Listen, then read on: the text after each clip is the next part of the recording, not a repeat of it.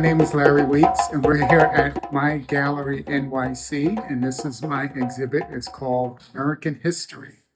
And I call it American History because the story that this tells often gets erased or denied or just not told. So I feel it's important for us as African, I prefer the term American African, to document the story and to tell the story. And it's the only way that I feel that the country can heal and acknowledge the tragedy and the suffering and the contribution that American Africans have made to this country. Now we're going to start this story. Well, I guess we'll start it at the beginning. Somebody say, go on, tell it, Monday. Oh, I'm going to tell it, and I'm going to tell it right. Way back at the beginning. In those early journeys across the Atlantic, there were ships that had black bodies stacked one by one, side by side, chained at the hips, at the ankles, and at the neck. They looked out into the sea, and they were begging and hoping and searching for an answer. They asked the sea to give them one. And you know what? The sea spoke back. Oh, yes, she did. The sea spoke back in a beautiful, lovely voice. And she said, come to me, my children. I am not here to drown you. I am here to cleanse you.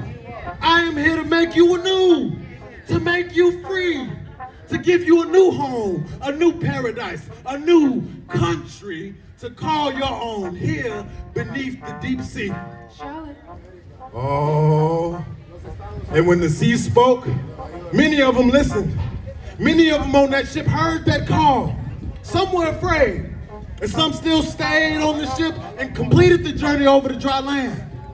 But there were some that never got to see that awful fate that lay await in these United States.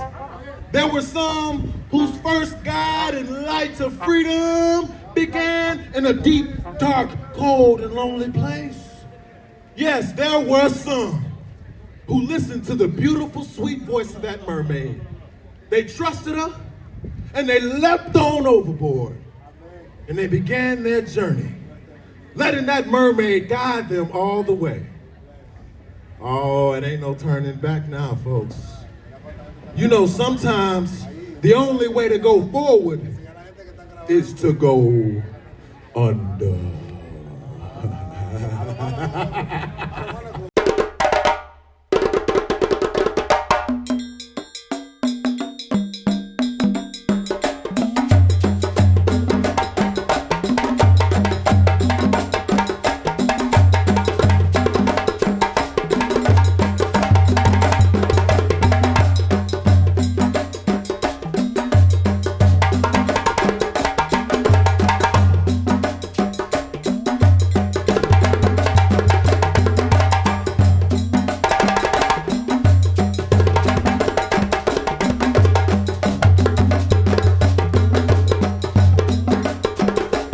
Now I'm seeing the installations. Awesome. And you got a chance to meet the artist. Yes, Mr. Weeks. Yes, I was able to tell him how grateful I am for his work. I'm going to spread as much information as I can to people that I know, so perhaps they get the opportunity to see it and get more informed, because there's a story and there's a different approach to the story. I think that's the uniqueness.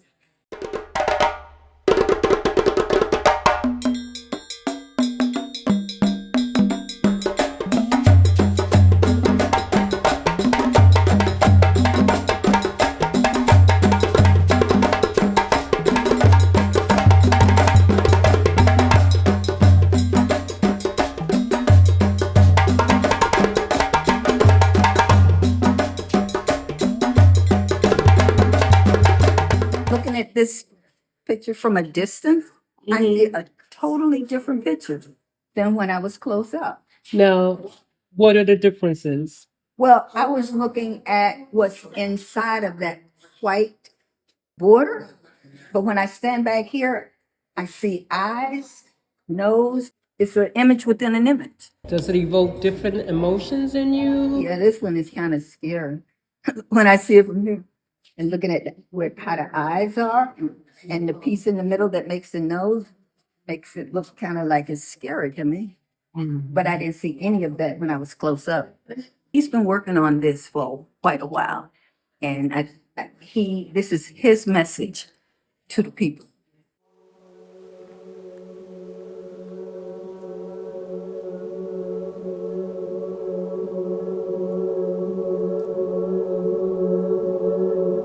Well, what I did was try to take Mammy, or the wet nurse, and glorify her.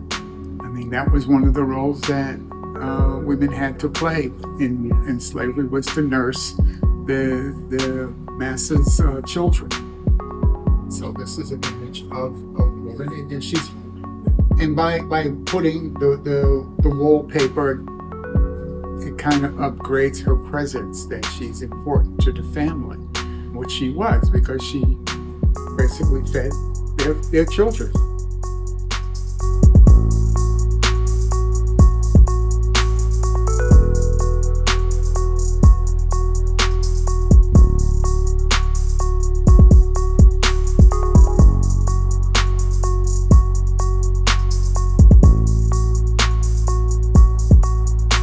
So this is a growing series, because there's a lot more elements that I want to include in this series. These images are somewhat interpreted as kind of negative, but it was a negative situation. The only one that's really not, that is joyous, is the final in this exhibit, the Juneteenth piece, which celebrates the actual Juneteenth in 1985. I've included some statements from some actual people who were in Texas who were freed, and they expressed their thoughts, which I gathered from a 1939 Gutenberg project, which documented interviews of freed enslaved people. I feel that it's important for artists to document history and to tell the story of history. So in this particular, and I do a lot of pieces that glorify African American individuals, and so that's important for me to educate our youth about the important people in our past. Let me tell you my history of Juneteenth.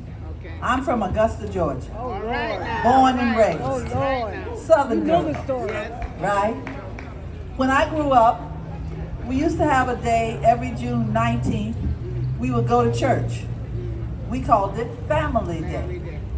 And for years, we would go into church and stuff. And I was a little girl, I remember asking my grandmother, why are we going to church on Juneteenth? We would have celebrations, people would bring food, we do all kind of games and stuff. She says, that's our Freedom Day, baby. But we could not identify other than the word Family Day.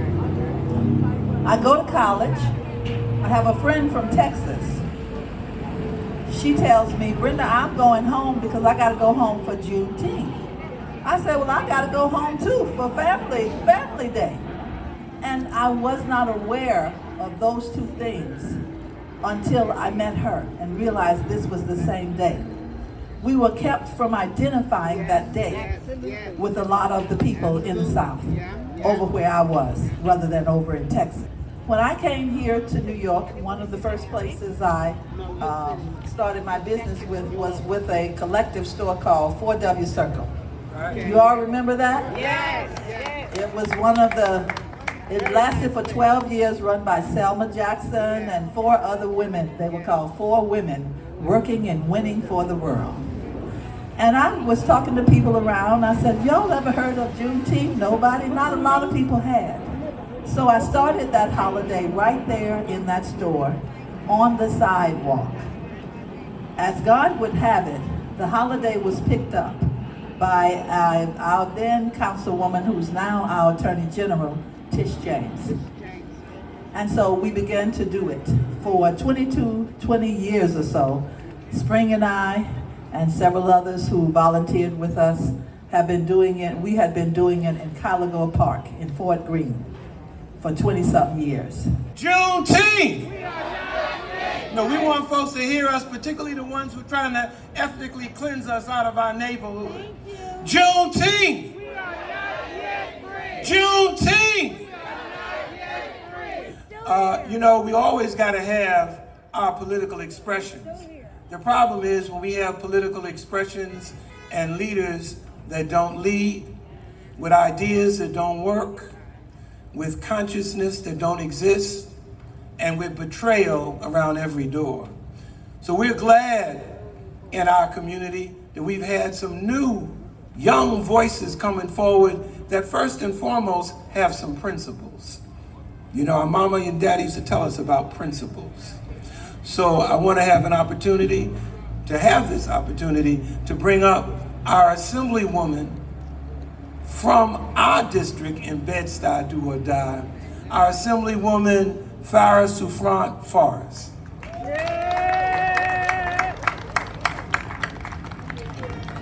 It's Juneteenth, y'all. Juneteenth?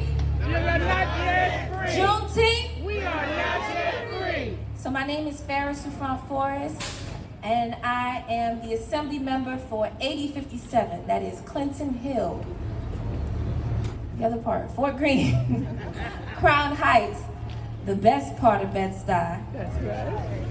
And I'm very grateful to be here because I am here as your elected representative, and that means my sole job is to listen, then carry the message.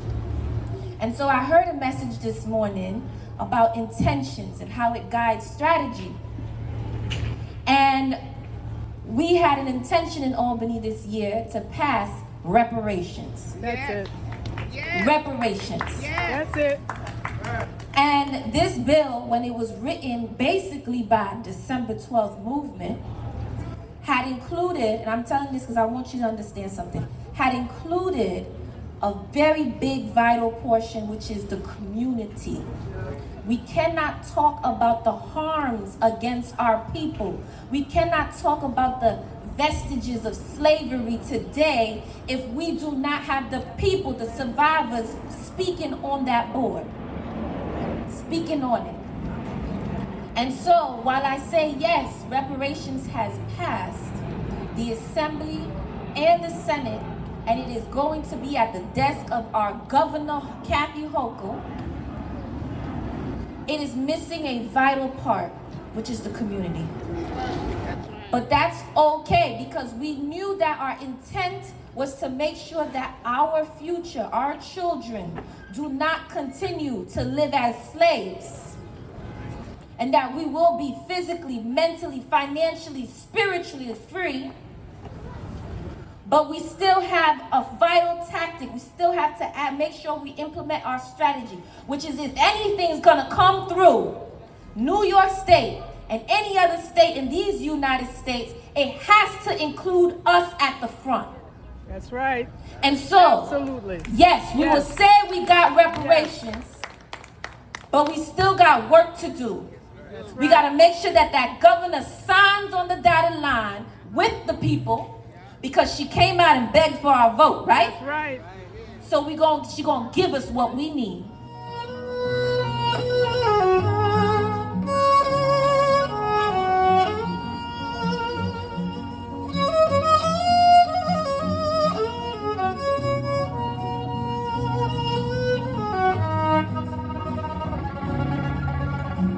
Hang on to the world as it spins around. Just don't let the spin get you down. Things are moving fast. Ooh. Hold on tight and do last.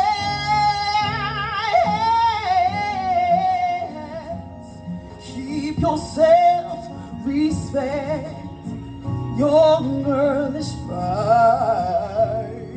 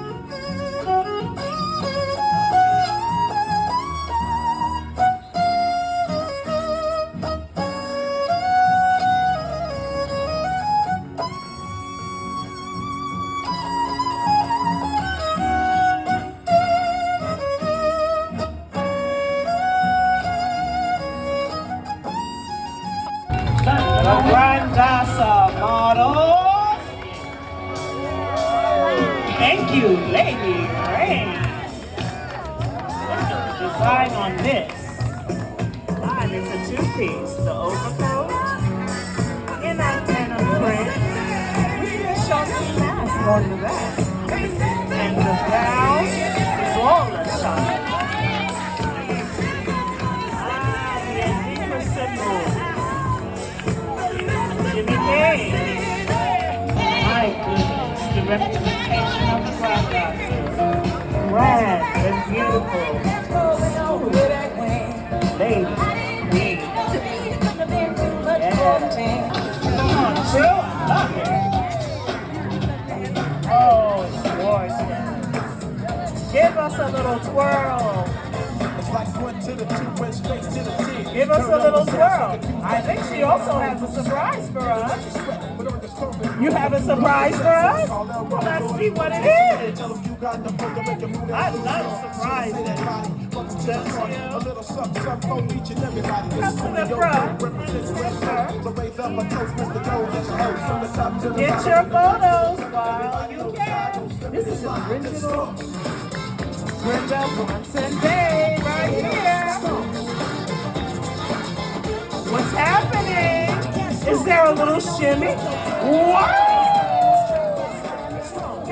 Is that a balloon dress? I love it. I need one of these this summer. You know we love it.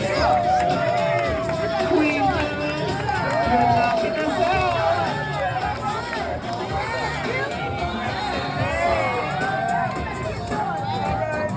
My goodness, look at the prints. The mixed animal print I love. This is fearless fashion.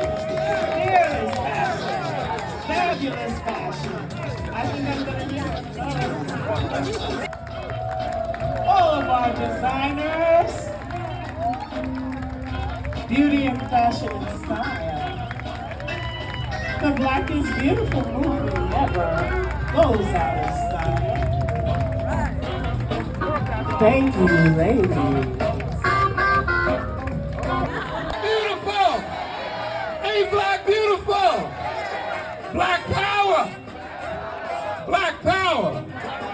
It's Black beauty! Straight ahead. All right, all right. Before you start, you want to share a little bit about the group? All right, happy Juneteenth, everyone. So yes, I'm Samuel Coleman, and I'm here today with members of the Savoy Swingers, Shawnee Worrell and Isaiah Harris, and we're here today with our tribute to Norma Miller, who is one of the original Lindy Hop dancers that came out of the Savoy Ballroom in Harlem.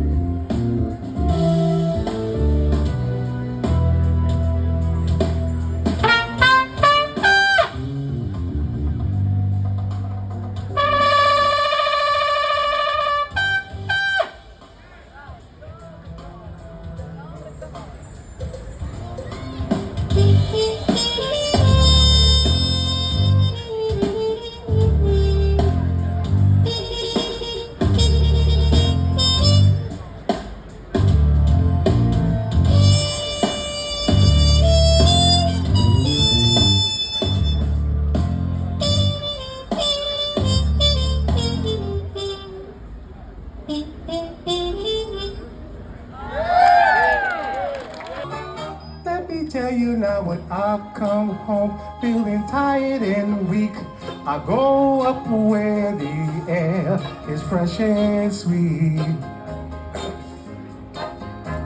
I get away from the hustling ground with all that rat-face noise down in the street. On the route, the only place I go, where you just have to work to make it so. Wanna go up on the roof.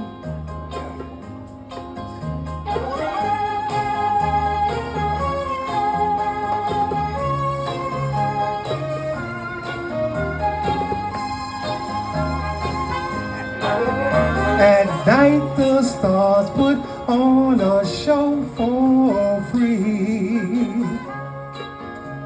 And darling, you can share it all with me.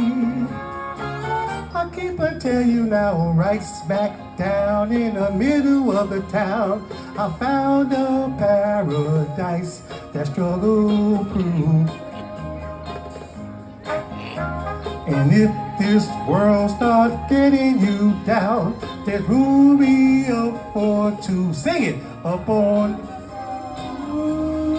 sing it, y'all. Up on the roof. Oh, come on, baby.